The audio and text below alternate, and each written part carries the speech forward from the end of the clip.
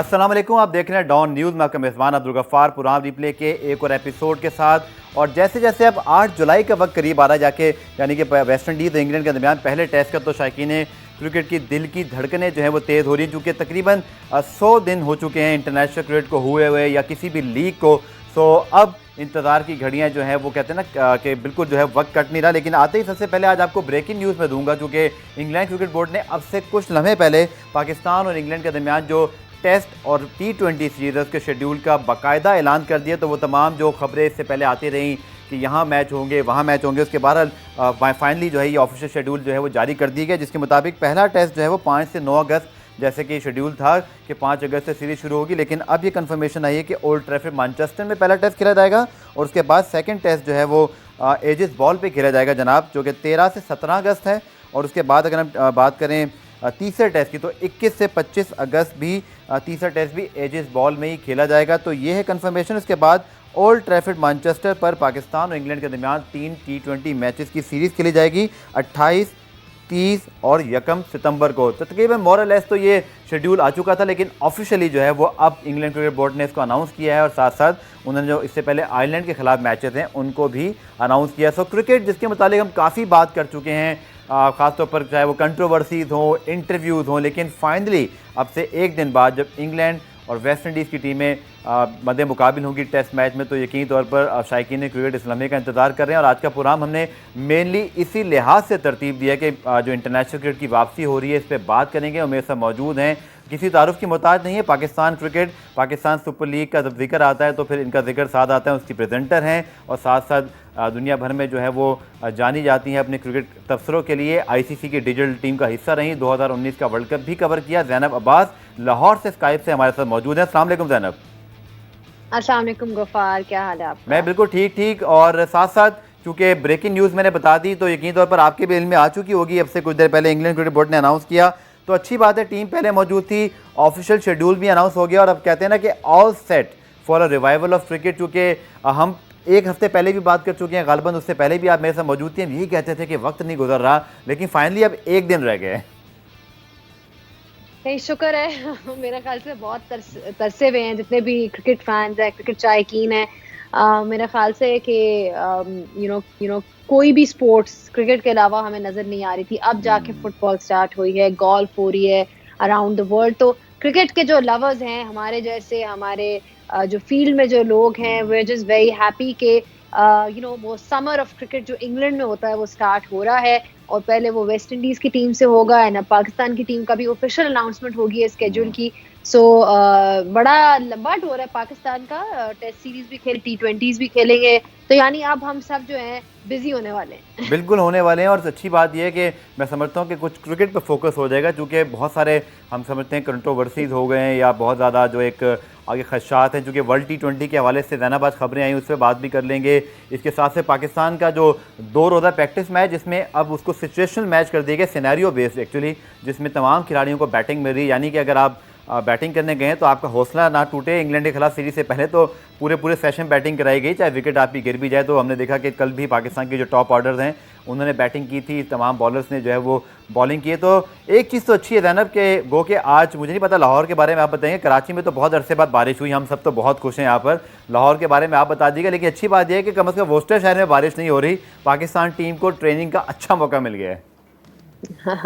नहीं गफार, यहाँ पे कल बारिश हुई थी, ओके। आज नहीं है। आज काफी गर्मी है, जनरली बहुत गर्मी रही है। सो आई थिंक लोग इस वजह से भी थोड़े से डाउन हैं और डिप्रेस्ड हैं, क्योंकि मौसम भी कोई इतना खुशगवार नहीं कि बंदा बाहर जा सके। इसीलिए क्रिकेट का रिज्यूम होना बहुत जरूरी है ट्रू। सबके स्पिरिट्स को लिफ्ट करने के लिए।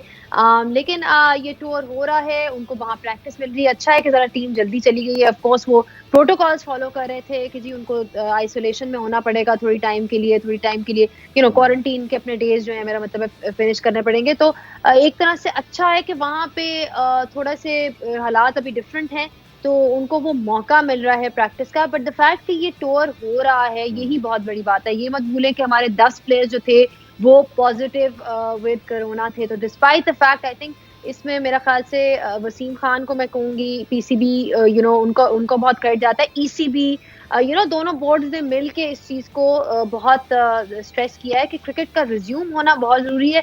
शायद ये हालात बड़ी देर तक बदले ना, लेकिन इसका मतलब ये नहीं है कि आप क्रिकेट को बंद कर दें। इसका मतलब ये है कि आप कोई प्रोटोकॉल्स की तरह, जिस तरह हमने एक तस्वीर भी आपने भी देखी होगी जेम्स एंडरसन की, जी वो हाँ, बाउंड्री लाइन पे जाके सैनिटाइजर अपने हाथ पे लगा रहे थे। वो बड़ी पॉपुलर उनकी पिक्चर हुई है। सो बिल्कुल। That is the new norm, that is the new normal. और इसी चीज पे जो है पाकिस्तान टीम को भी वो करना पड़ेगा, और सारी टीम्स को इस चीज पे एक एफर्ट करना पड़ेगा ताकि एटलीस्ट स्पोर्ट्स जारी रहे। और एक और अनयूजुअल चीज़ ये भी है कि चूंकि इस बार आपको पता है पाकिस्तान का काफ़ी मीडिया वहाँ जाता है, लेकिन इंग्लैंड क्रिकेट बोर्ड ने इंग्लैंड के भी बहुत ही लिमिटेड लोगों को एक्रेडिटेशन दिए, तो हमें मजबूरी है कि यहीं पर फिलहाल इस सीरीज़ को जो है वो डिस्कस करना पड़ेगा, वरना आगे शायद नॉर्मल हालात होते तो ये सीरीज़ जिस वक्त जिस मौसम में होती है बहुत ही आइडियल वेदर होता है इंग्लैंड में इस वक्त क्रिकेट कवर करने का। लेकिन बहरहाल जैसे जैनब ने कहा कि न्यू कोविड टाइम है और इस वक्त तमाम चीज़ें नहीं, लेट डिस्कस शेड्यूल फर्स्ट, क्योंकि ओल्ड ट्रैफर्ड मैनचेस्टर में जैनब पहला टेस्ट है 5 से 9 अगस्त, और उसके बाद फिर एजिस बॉल पे। तो एक चीज़ तो क्लियरली होगी जो पहले ही कहा गया था कि पाकिस्तान की जो ओवल ये लॉर्ड्स में बहुत अच्छे रिकॉर्ड्स हैं, हमने कुछ फतह भी हासिल की आखिरी 2 सीरीज़ में। सो डिफरेंट कंडीशंस होंगी जैनब, और हम इस पर पहले भी बात कर चुके हैं, लेकिन यकीनी तौर पर पाकिस्तान को टाइम मिल गया है कि इन कंडीशंस के लिहाज से प्रिपरेशन भी कर लें अपनी। एग्जैक्टली वही बात जो मैं भी कह रही थी कि बहुत अच्छा है कि पहले जा रहे हैं। थोड़े से एक्लेमेटाइजेशन बड़ी ज़रूरी होती है।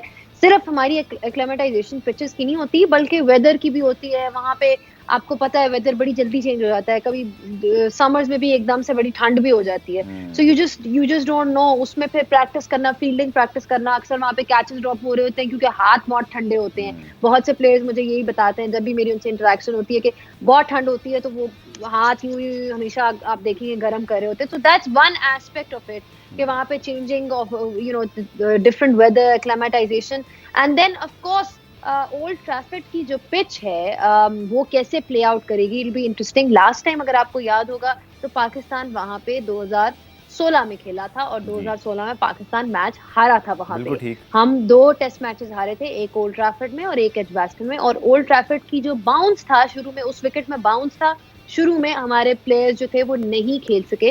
एंड आई थिंक जो रूट ने स्कोर किया था, स्पिन भी नहीं थी, टर्न भी नहीं थी, तो हमारे पास यासिर जैसे बॉलर इनइफेक्टिव हो गए थे वहां पे। सो आई फील इस दफा किस किस्म की कंडीशंस होंगी, क्योंकि यहाँ पे आप याद करें काउंटी मैचेस अभी एज सच नहीं हुए, ये पिचेस उस तरह से यूज नहीं होंगी। सो एंड वेदर आप याद रखें, हमेशा वो लोग जो एक सेइंग है कि इंग्लैंड में आप इधर नहीं देखते, आप ऊपर देखते हो, and then you make a decision कि आपने टॉस जीत के क्या करना है, या फिर पिच है वो कैसी प्ले आउट करेगी। सो वेदर पे बहुत डिपेंडेंट है, एंड आई फील उसके मुताबिक ही डिसीजंस लिए जाएंगे। या बिल्कुल, इंग्लैंड क्रिकेट बोर्ड ने जो प्रेस रिलीज दी है उसमें आयरलैंड के साथ भी उनके जो है वो 3 ओडीआईज हैं जो कि 30 जुलाई, 1 अगस्त, 4 अगस्त को खेले जाएंगे। तो again welcome to international cricket, जो कि पाकिस्तान, वेस्ट इंडीज़, इंग्लैंड के साथ साथ आयरलैंड को भी क्रिकेट खेलने का मौका मिला, क्योंकि आपको पता है कि इससे अलावा जितनी सीरीज़ हैं या तो पोस्टपोन्ड हो रही हैं एशिया के अंदर खासतौर पर। और जैनब, यकीनी तौर पर जो खबरें आज ऑस्ट्रेलियन मीडिया में आई, इंग्लैंड मीडिया में आई कि शायद जुम्मे को टेली कॉन्फ्रेंस में वर्ल्ड T20 को पोस्टपोन्ड होने का जो है बाकायदा ऐलान हो जाएगा, और उसके साथ साथ ऑस्ट्रेलियन क्रिकेटर्स को बाकायदा तौर पे इंडिया की प्रैक्टिस करने का कह दिया गया। तो एक चीज़ तो वाज़ेह है ज़ैनब के वर्ल्ड T20, और इवन मैंने अभी कुछ रिसर्च करने की कोशिश की तो इवन यूएई के अंदर भी, इवन श्रीलंका के अंदर भी एशिया कप का इनेकाद बहुत ही मुश्किल दिखाई दे रहा है। तो नज़र यही आ रहा है ज़ैनब के जो लीग्स हैं, जो बड़े टूर्नामेंट्स हैं, ये फ़िलहाल हमें शायद आउट ऑफ क्वेश्चन लगेंगे। बायलैटरल बड़ी इंपॉर्टेंट है, और यहीं पीसीबी का टेस्ट भी शुरू होता है। क्रिटिसिज्म हो रहा है मीडिया की जानिब से कि स्पॉन्सर नहीं है। मैंने भी उस पर भी रिसर्च की तो पता ही चला कि 8-9 स्पॉन्सर से बात हो रही है, पहले टेस्ट से पहले स्पॉन्सर मिल जाएगा। तो कोविड-19, क्रिकेट के फाइनेंशियल चैलेंजेस, और फिर जो टूर्नामेंट्स बड़े नहीं होंगे, मुझे लगता है कि ज़ैनब आप शायद एग्री करेंगे कि पाकिस्तान को भी अब एडवांस में बहुत प्लानिंग करना पड़ेगी। बायलैटरल सीरीज़ कहीं फिक्स हो सकती हैं, किसी बोर्ड को आप अप्रोच कर सकते हैं, क्योंकि आगे कुछ टूर्नामेंट और शायद PSL भी इस वक्त बिल्कुल अनसर्टन है। देखिए, जो एक टूर्नामेंट होस्ट करना ना, वो इन हालात में बहुत मुश्किल है, बिकॉज बायलैटरल सीरीज आप एक बायोसिक्योर एनवायरनमेंट बना के आप उसको लेके चल रहे हो, जिस तरह से अभी इंग्लैंड की सीरीज हम देख रहे हैं कि उन्होंने किया हुआ है। पहली बात तो ये है कि इस किस्म की अरेंजमेंट्स हर कोई नहीं कर सकता। I don't think it's possible कि इतनी फूल प्रूफ अरेंजमेंट्स हों जो कि ECB ने किए हैं। वहाँ का निज़ाम ऐसा है, वहाँ के सारे कुछ। और दूसरी चीज़ ये है कि जब आप टूर्नामेंट करते हो तो आप एक वेन्यू का नहीं इस्तेमाल कर सकते, बिकॉज फॉर एग्जाम्पल एक सिर्फ 2 टीम्स तो नहीं होंगी ना, अगर आप टूर्नामेंट कर रहे हो बिल्कुल ठीक। वहां पे 4-5 टीम्स होंगी, उनकी लॉजिस्टिक्स, उनको मैनेज करना, उनका मतलब 2 टीम्स को मैनेज करना एक डिफरेंट होता है और 4 को एक टाइम पे मैनेज करना एक कंप्लीटली डिफरेंट बॉल गेम है। सो आई फील टूर्नामेंट्स का होना मेरे, और टूर्नामेंट की जो सबसे बड़ी अट्रैक्शन होती है ना गफार, बायलैटरल तो चलो डिफरेंट होता है, टूर्नामेंट की सबसे बड़ी अट्रैक्शन उसका क्राउड होता है कि जी क्राउड आके देख रहा है, एंजॉय कर रहा है, कंपेटिटिव है, कौन जीतेगा, कौन सेमीफाइनल में आएगा, कौन। बट इन अ बायलैटरल ऐसा नहीं है, स्पेशली टेस्ट सीरीज में। हमें तो वैसे ही आदत है, हमने दुबई में मैचेस खेले हुए हैं, वहाँ खेले हुए हैं, हमें तो आदत ही नहीं है काफी लंबी आदत है हमारी टीम की ये।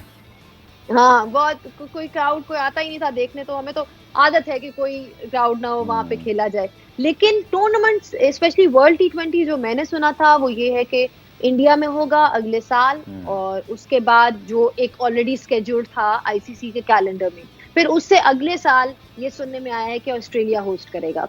That is what I have heard. Obviously इसकी कोई, मैं एक वो हेयर से पे बता रही हूँ, इसकी कोई वो नहीं है कि ऐसा ही है, मैं तो सिर्फ बता रही हूँ कि जो मुझे एक जो बात चल रही थी, जो मुझे पता है। So let's see. एंड वैसे भी गफार, आई फील कि एक वर्ल्ड कप को होस्ट करना without the crowd and in ideal conditions, it will be really unfair on the tournament, कि जी आपके पास वो कलर ही नहीं है, आपके पास वो, you can't have a world cup without some crowd. मैं ये नहीं कह रही सारा क्राउड, लेकिन एक सर्टेन लेवल ऑफ क्राउड, कोई कलर आए, कोई मजा आए, कोई। सो आई फील कोविड की वजह से काफी रिस्ट्रिक्शंस हैं, टूर्नामेंट्स का इतना ब्राइट प्रोस्पेक्ट इस साल मुझे नहीं लग रहा। पीएसएल की हमने काफी सुनी है कि वो सोच रहे हैं कि T10 के साथ दुबई में ही, यूएई में ही जो है होस्ट कर लें 4 मैचेस जो रह गए हैं, ताकि प्लेयर्स जब उधर आए होंगे तो उसके बाद। But these are all based on a lot of speculation, a lot of possibilities, a lot of scenarios. कोई ऐसी चीज इस वक्त डेफिनेट नहीं है, और ये ना भूलें कि दिन ब दिन हालात बदल रहे हैं। तो अभी वो कहते हैं कि जी हाँ हम टूर्नामेंट कर रहे हैं और कल को कुछ और हो जाए, हालात। तो एक चीज़ तो बड़ी अच्छी वहाँ पे नज़र आ रही है कि आहिस्ता आहिस्ता गवर्नमेंट ने वहाँ पर ना सिर्फ मसाजिद या मॉल्स वगैरह को जो वहाँ SOPs के साथ रीओपन किया है। तो क्रिकेट के हवाले से उनकी फ़िलहाल कोई ऐसी पॉलिसी नहीं है स्पोर्ट्स के हवाले से, लेकिन होपफुल हैं वहाँ पर जो एमिरेट्स क्रिकेट बोर्ड है कि शायद बहुत जल्द वहाँ क्रिकेट के हवाले से कुछ SOPs मिल जाएंगी, और वो ये समझते हैं कि IPL के हवाले से भी कोई उनसे इस वक्त बाज़ाब्ता रब्ता नहीं हुआ। जो मेरी आज रिसर्च रही, जो मैंने कोशिश की, अभी भारत के क्रिकेट बोर्ड ने फैसला करना है कि क्या, अगेन जैनब उनके लिए भी प्रॉब्लम यही है कि भारत में हालात ऐसे नहीं हैं, लेकिन अगेन शायद ICC की तरह वो भी अभी थोड़ा टाइम ले रहे हैं कि आखिरी वक्त तक कोशिश करके देखते हैं। लेकिन यूएई के अंदर से जो मुझे अपडेट थी, मैंने आपके साथ भी और शायकीन के साथ भी जो देखने वाले हैं कि रखी कि एशिया कप के हवाले से भी, क्योंकि पाकिस्तान ने स्वैपिंग कर ली थी जैनब, तो लगता है ये कि यूएई का ऑप्शन एशिया कप के हवाले से पॉसिबल नहीं है, क्योंकि जब श्रीलंका होस्टिंग की तरफ जा रहा है तो फिर वो अपने मुल्क में करना चाहेंगे। तो लगता है ये कि यूएई के हवाले से भी जितनी भी बातें हो रही हैं वो, जैसा आपने कहा, कि सब बातें ही हैं, और यही वो वजह है कि शायद इंग्लैंड और वेस्ट इंडीज़ और पाकिस्तान जब इन एक्शन है, फाइनली वो कहते हैं ना ग्राउंड में हमें बॉलर भागते हुए, बैट्समैन खेलते हुए दिखाई दे रहे होंगे, तो ये है सर्टन चीज़, बाकी सब अनसर्टनटी ही है फिलहाल।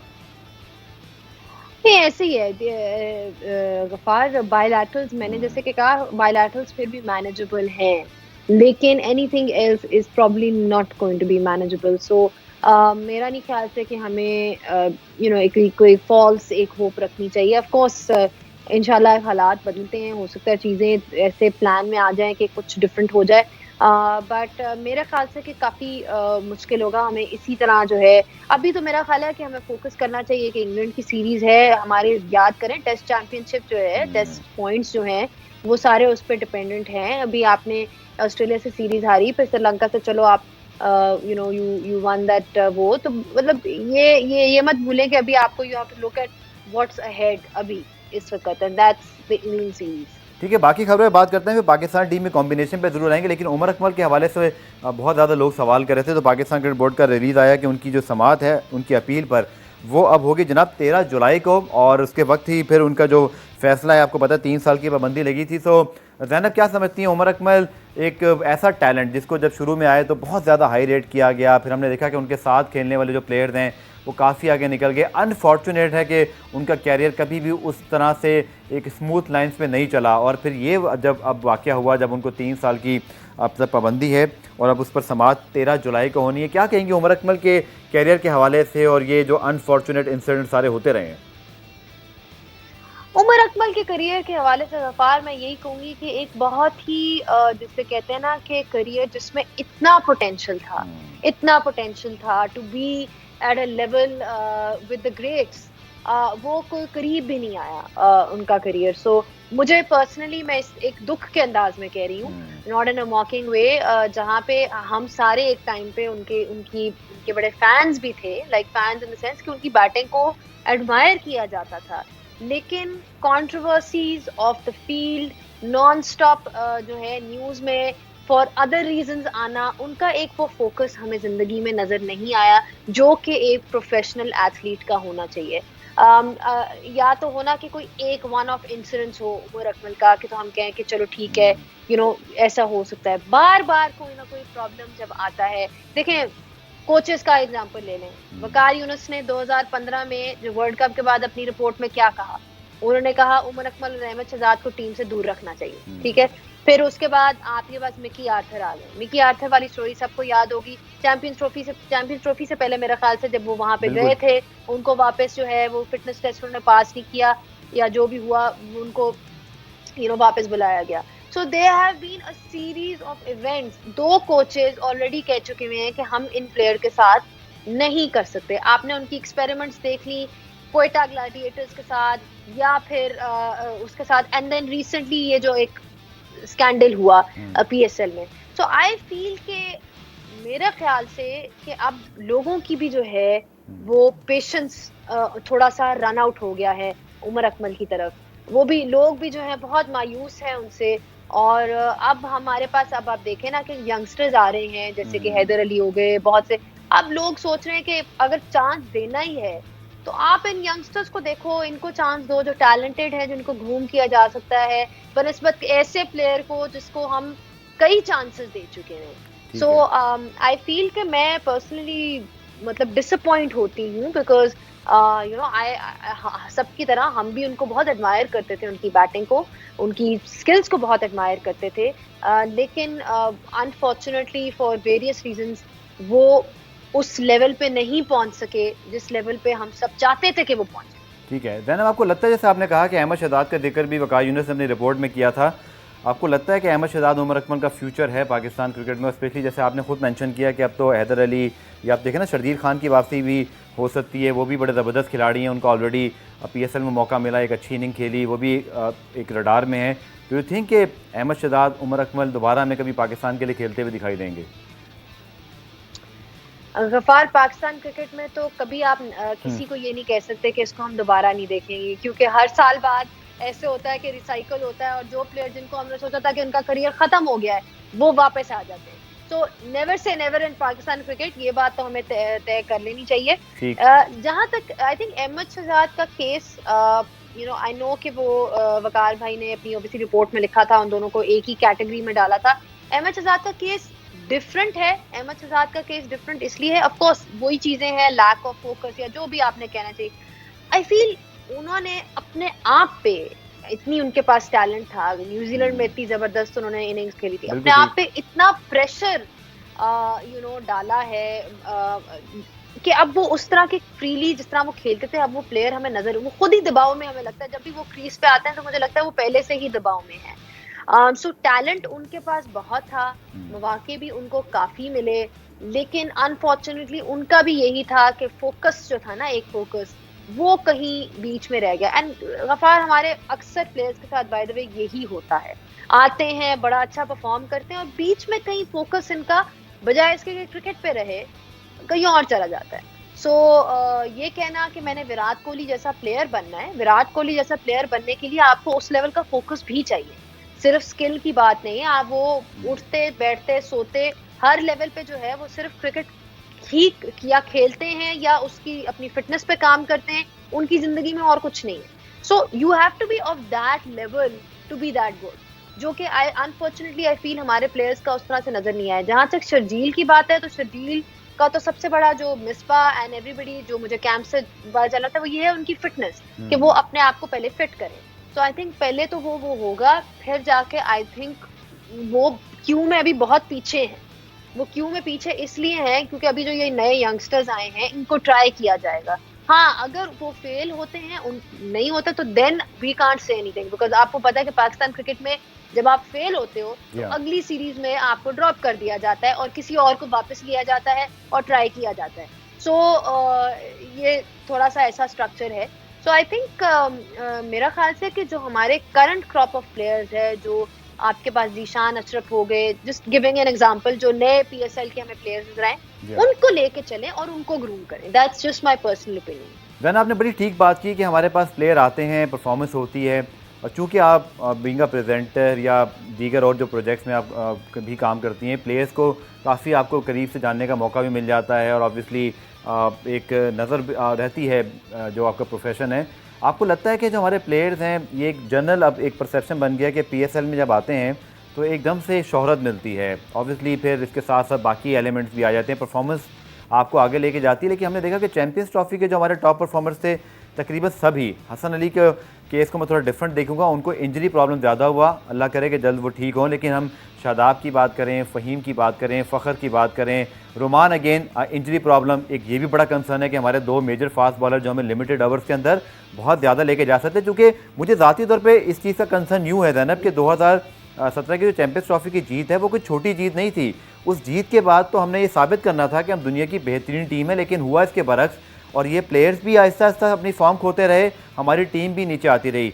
क्या प्लेयर्स का फोकस नहीं है ज़ैनब, आप समझती हैं? चूँकि ठीक है, सोशल मीडिया या जो बाकी एक्टिविटीज़ हैं वो सब प्लेयर्स का हक है, लेकिन अपने प्रोफेशन को बहुत ज़्यादा फोकस करना, उसको तरजीह देना भी बहुत ज़रूरी है। और शायद जैसे आपने विराट कोहली की मिसाल दी, जितना फोकस उनका है, जितना प्रैक्टिस, जितना उनका एक कहते हैं ना प्रायोरिटी और डिसिप्लिन है, वो बहुत ही मिसाली है। आपको लगता है यही एक वजह है जो हमारे प्लेयर्स में जिसकी कमी रह गई है? गफार, आपके पास एक एग्जांपल है, टीम में मौजूद है जिन्होंने फोकस किया और उनको उनके रिजल्ट्स मिले हैं। मैं बाबर आजम की बात कर रही हूँ। बाबर आपके सामने एक प्राइम एग्जांपल है, एक ऐसा प्लेयर, जिस तरह अभी मैं जो लाला से बात करी थी, तो लाला ने खुद कहा मुझे अपने इंटरव्यू में कि मैं सोचता था कि बाबर ओडीआईज में और टेस्ट में बहुत अच्छा खेलेगा, लेकिन टी20 का वो प्लेयर नहीं बनेगा, क्योंकि उसकी वो, लेकिन उसने अपनी मेहनत की, उसने अपनी शॉट्स डेवलप की, उसने अपने गेम को एक्सपैंड किया। फिर कुछ लोग आपको याद होंगे कहते थे कि वो टेस्ट नहीं खेल सकता, वो टेस्ट का प्लेयर नहीं होगा। शुरू में मिकी आर्थर पे इतनी क्रिटिसिज्म थी कि क्यों बाबर को टेस्ट खिला रहे हैं, अभी वो बहुत यंग है, ये है वो है, but he proved everybody wrong. Of course there is a long way to go, अभी शुरुआत है, लेकिन मेरा कहने का मकसद ये है कि उसने अब वो आहिस्ता आहिस्ता हर फॉर्मेट में एक्सेल कर रहा है, और उसका रीजन यही है, अपार्ट फ्रॉम द फैक्ट कि उनके अंदर से he is basically very talented, उन्होंने मेहनत बहुत ज्यादा की है, और मेहनत का कोई सब्स्टिट्यूट नहीं हो सकता। आप जितने भी टैलेंटेड हो, आप मेहनत का कोई सब्स्टिट्यूट, शान मसूद आपके सामने एक एग्जांपल है, जिन्होंने अपनी गेम पे बहुत मेहनत की है, बहुत मेहनत की। शायद वो उतने टैलेंटेड ना हो जितने बाबर आजम होंगे, लेकिन कम से कम मेहनती प्लेयर जरूर हैं। He is the fittest player in the team, जो मर्जी हम उनके बारे में कह लें, मेहनती हैं। सो आई फील कि एक वो सिंगुलर फोकस होना बहुत जरूरी है जो बाबर का है। बाबर से अगर आप बात भी करोगे, ऑफ द फील्ड भी बात करोगे, या उसकी फैमिली से कभी कभार आप उनके फादर मिल गए, वो कहते हैं वो सुबह शाम जो है वो सिर्फ क्रिकेट है और उसकी जिंदगी में कुछ नहीं। So that is the kind of focus you require, जो अनफॉर्चुनेटली हमारे प्लेयर्स जब आते हैं, उन्होंने शोहरत उस तरह से नहीं देखी हुई होती, तो जब वो देखते हैं और वो उसके बाद वो थोड़े से ऑफ ट्रैक भी हो जाते हैं। जी हाँ, बिल्कुल ऑफ ट्रैक हुए हैं और यही हमारा कंसर्न है। लेकिन ब्रेक शामिल करते हैं, ब्रेक से वापस आकर पाकिस्तान इंग्लैंड टेस्ट सीरीज से पहले जो प्रैक्टिस मैच मिला है, और उसके साथ साथ पाकिस्तान टीम की प्लानिंग क्या होनी चाहिए, खासतौर पर जो हमारा बैटिंग ऑर्डर है, उसकी नंबर पोजीशन, फवाद आलम, सरफराज, रिजवान, एक कंपटीशन है बहुत ज़्यादा, चूँकि 29 प्लेयर हैं, याद रखिएगा इस वक्त मिसबाह हक के पास, बल्कि अब तो 30 से ज़्यादा तादाद बढ़ चुकी है, चूँकि कुछ प्लेयर्स को ऐड किया गया था। तो मिसबाह किन प्लेयर को फोकस करेंगे, हमारा कॉम्बिनेशन क्या होगा?